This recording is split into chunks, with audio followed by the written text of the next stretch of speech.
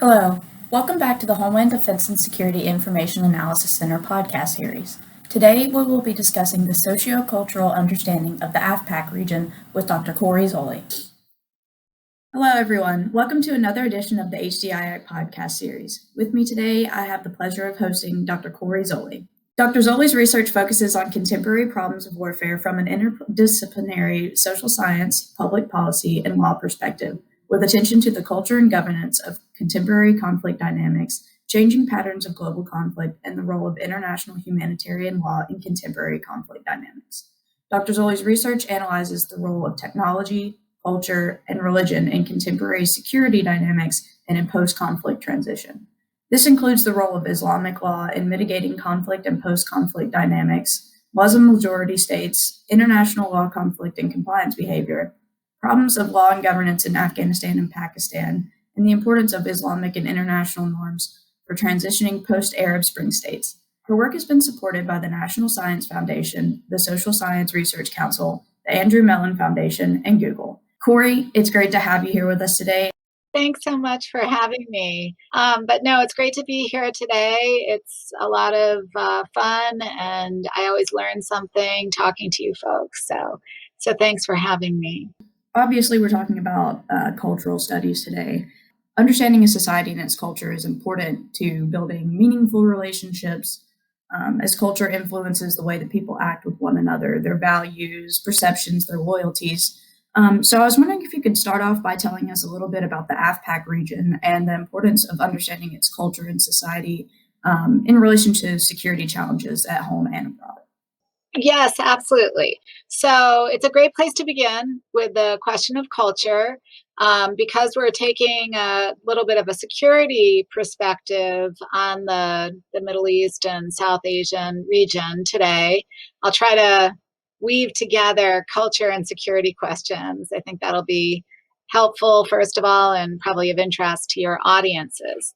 I also have to say, and it's, I have to say that when we talk about this region, that famous question, Shakespearean question, right? What's in a name comes up. So Af-Pak was a neologism, so like a shorthand that was created during the prior administration, the Obama administration, by one of their foreign policy experts. I believe it was Richard Holbrooke, to try to describe the Afghanistan nation state and the Pakistan nation state as one theater of operations for U.S. engagement, intervention, support, and interaction. So it was a way of trying to join together two nations that, have their own extremely separate histories, cultures, priorities, strategic and security concerns. So it was really a kind of squishing together of these two nation states for strategic purposes, for foreign policy strategic purposes on the part of the Obama administration. And, lots of academics and not just academics, lots of government officials inside of Pakistan especially, but also Afghanistan, were critical of this move. They didn't see themselves as a kind of singular theater of operations. In fact, there's lots of diplomatic and political tensions between Afghanistan and Pakistan. And so this effort to make it into a single operational unit was fairly controversial, was fairly new. It's not to say that prior administrations haven't tried to have commensurate or unified or harmonious or related ways of dealing with various nation states in the Middle East, in the South Asian region, in Central Asian region. One thing I want to just say from a preliminary remarks perspective is what is in a name? How do we define this region? You'll see that if we kind of take a global point of view, there's various different ways that people situate Afghanistan and Pakistan. Sometimes, Afghanistan is placed in the Middle East, the broader MENA, Middle East, North African region. Sometimes it's squarely understood as, the core Middle Eastern, one of the core Middle Eastern states. Other times it's understood as in Central Asia, which it technically is geographically, and other times it's associated with South Asia. So, with the Indian continent and Pakistan and Afghanistan are kind of grouped together. So if you look geographically, I often do 3 or 4 concentric circles for my students with Afghanistan and Pakistan in the middle, and then you can kind of see is, I put a broad circle for MENA, for Middle East, North Africa, a relatively smaller oblong circle for South Asia, and then a kind of smaller circle even for Central Asia. And so, the issue is how do we situate these nations in our kind of mental maps? And I think by thinking about this AfPak region in that way, the prior administration, in a very influential way, thought of them as a kind of couplet, for better or worse. And then I think it's important to think about how the way you define a region, especially for purposes of international affairs, has consequences, right? You can create strengths and weaknesses in the outcomes of your foreign policy initiatives by the way that you define a region. And I think we could definitely see that in the case of Afghanistan and Pakistan. I think it's also worthwhile thinking about other ways in which we can kind of look at Afghanistan and Pakistan in more separate trajectories, kind of respecting their own different national cultural traditions, especially there's different security challenges. Afghanistan, right, is still essentially a post-conflict state. I mean, some would argue that it's not really in a post-conflict phase, which would be a fair argument, that it's still, racked with conflict. I mean, it's still losing 10,000 plus civilians a year, according to UN reporting, from, conflict dynamics, internal conflict dynamics. So it's in arguably still a state of war, where Pakistan has lots of use of force and non-state armed group challenges, but it's not really in a state of war at the same level. Additionally, we might think about how both states are part of the Arab Spring dynamic, and especially Afghanistan.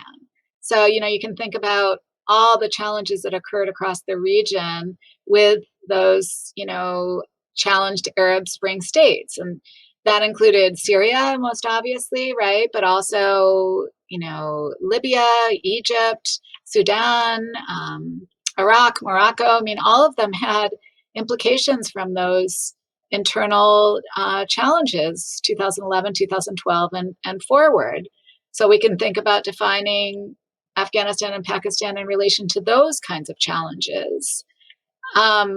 Also questions of where these two states fare in relation to their neighborhood and some of the larger, more powerful states who are kind of US peer competitors in their zones of influence. China, but also India, and also Russia and Iran as well. They're all playing, a kind of, renewed great game, or a renewed set of political and geopolitical, they're placing those pressures on Afghanistan and Pakistan and the region.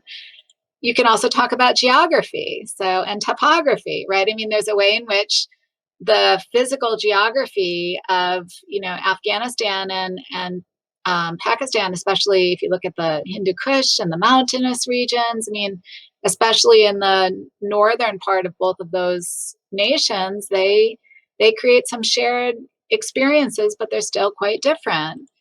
And last, I would talk about more culture questions proper that you sort of started with, and that is questions of ethnicity, linguistics, and religious diversity. You'll see that I have this slide that looks at ethno-linguistic communities inside of Central Asia and it includes Afghanistan, Iran. You can see a little bit of Pakistan, but there are hundreds and hundreds of colors on this particular map. And that's representing just literally the hundreds of different languages spoken, ethnic communities, small and large. And then you can say the same thing for religious diversity in both Afghanistan and Pakistan. So, it's worth thinking about Afghanistan and Pakistan both in terms of ethno-linguistic, religious, and cultural diversity. Well, thank you for that explanation, Corey. So now that we've discussed the importance of understanding a region's culture from a security perspective, can you describe some of the challenges in the AfPak region and their influence on their local cultural realities? Like, what are some of the social, historical, and cultural dimensions of that? So what do we mean by security? It's for your audience, this is kind of an obvious term, but for many people it's not. So, just a really quick and dirty definition, security we might think of it as referring to the measures that governments and organizations with a governance function like the UN or other international organizations or even NGOs or even corporations who have some social corporate policy or social welfare policy or some governance role in their work in the world. Security refers to the measures taken by governments and those organizations or institutions that are playing a governance role to ensure safety, public safety, mutual survival, and even human welfare. So security is everything that we might do in a public fashion from the local to the global level to try to make communities safe. In the case of Afghanistan and Pakistan, and I would say the region, there have been some pretty typical or common challenges to security with, as you point out, some cultural historical roots or some regional roots and with implications. So what are the main set of challenges from a security perspective in the region? I usually talk about 6, and these are true for both Afghanistan and Pakistan, sort of our countries in question here today. So governance is the most important and biggest challenge for both Afghanistan and Pakistan. That includes issues of corruption and economic development for both. Second, I would say managing security threats and risks, including in the case of Afghanistan, post-conflict reconstruction and post-conflict recovery. Whereas in the case of Pakistan, it's more about trying to tamp down non-state actors who create instabilities and economic costs from those instabilities through political violence, extremist violence. Third, pluralism of the kind that I just mentioned. So how do you manage a pluralist nation when that pluralism comes in multiple forms? Religious pluralism, where there's not necessarily mutual love or respect for differences in religion or different religious communities in particular. Linguistic and cultural differences, tribal differences, ethnic groups and ethnic differences. Fourth, managing conflict actors, especially terrorist groups, transnational and local, and insurgencies.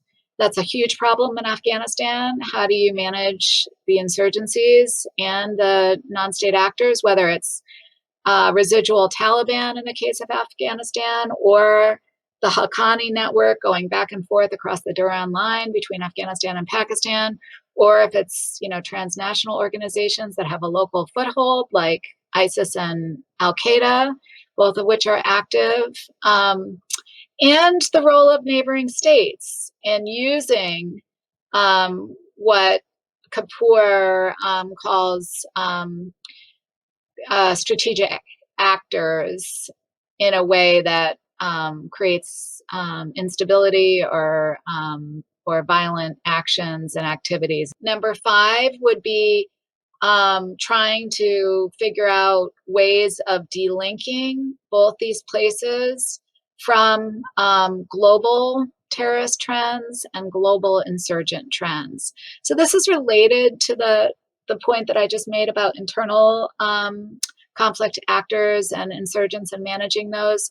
But this is a larger problem in the sense that Afghanistan and Pakistan have both been pretty heavily targeted by bad actors. Al-Qaeda is an obvious example. It's easy to forget since 9/11 feels like it was a long time ago for many people, but, Afghanistan was a sanctuary state for Al-Qaeda, right? So it was essentially harboring this transnational terrorist organization that was really building its military capacity to conduct pretty far-flung terrorist attacks. Same is true for ISIS, where, Afghanistan as well as Pakistan have been hotbeds of support for ISIS strategizing. And then last but not least, I think this is probably the most important issue today, is the regional engagement with other powerful nations that are kind of trying to move into the Middle Eastern arena, or South Asian, however you define that area, Central Asian. And that's, there are a lot of actors in the kind of entering the region for different sets of interests. Some national, some transnational, but China, India, Russia, Iran, the US as well. So there's a way in which various more powerful actors, peer competitors with the US, are creating and adapting their strategies to, stay engaged in the region, stay engaged with Afghanistan, Pakistan, but in ways that are changing, especially in light of pressures from China or Russia, for instance. And China is a very close ally of Pakistan. It sort of has their back in many ways, whether it's economic development or military aid and economic aid. And so the way in which you could think of the U.S. and China as both, having historical ties in trying to play a role in shaping relations with the government in Pakistan is a huge part of this puzzle. And there's lots of security dimensions to that. This has been part 1 of the Socio-Cultural Understanding of the AfPak Region podcast. For more information, please visit www.hdiac.org. We'll pick up where we left off in part 2 with Dr. Zoli.